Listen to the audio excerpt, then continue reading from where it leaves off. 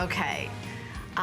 The next ring that we're going to show you, for all of you who love garnet, we have something really special, really different, and also an amazing, amazing opportunity. Those of you that like garnet, diamonds, and gold, because that ring has a double halo of diamonds, double row band of diamonds.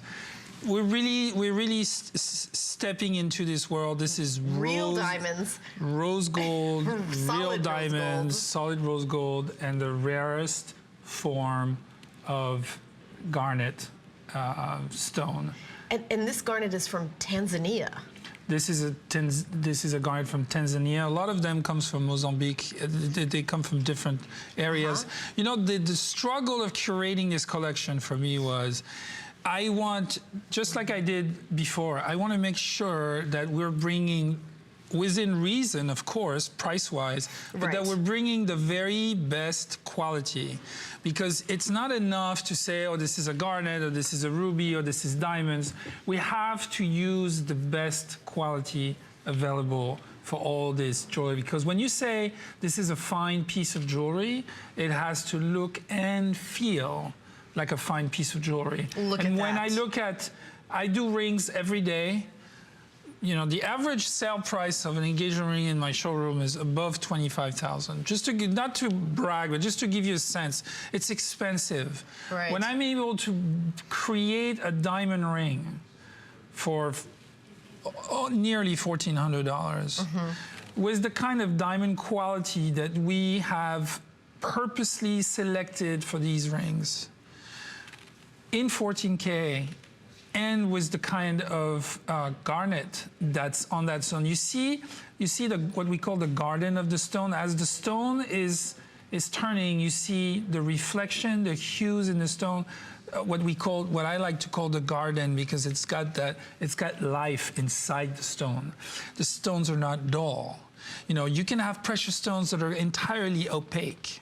You have to have always this balance, this expectation that the material that you're going to use are going to have the utmost color, brilliance, clarity combination as possible.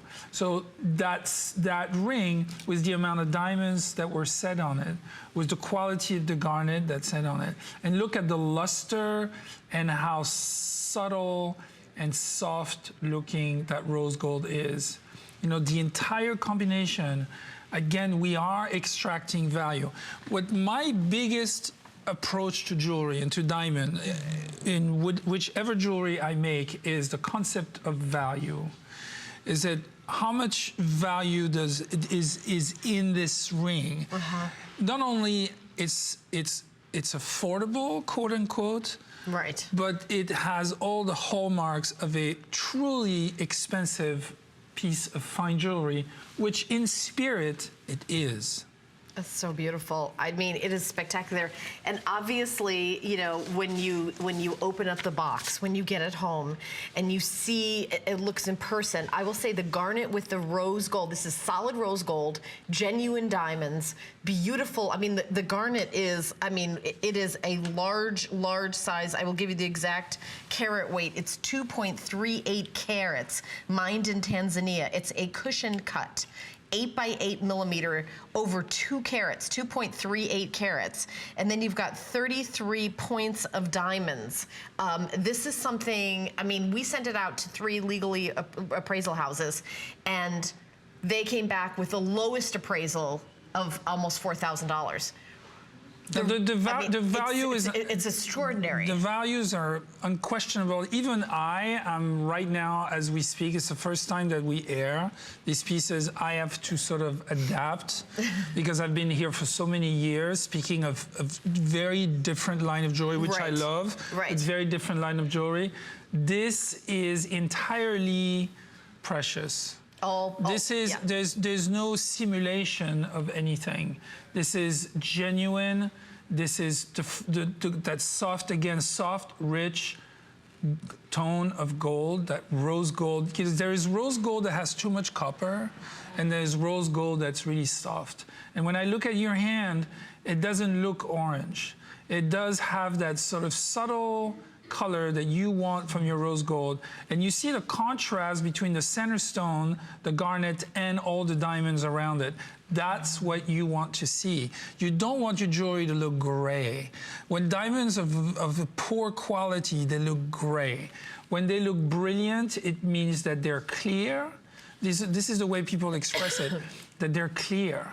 You see, these diamonds are clearly, I was going to say clearly clear, but they are clear.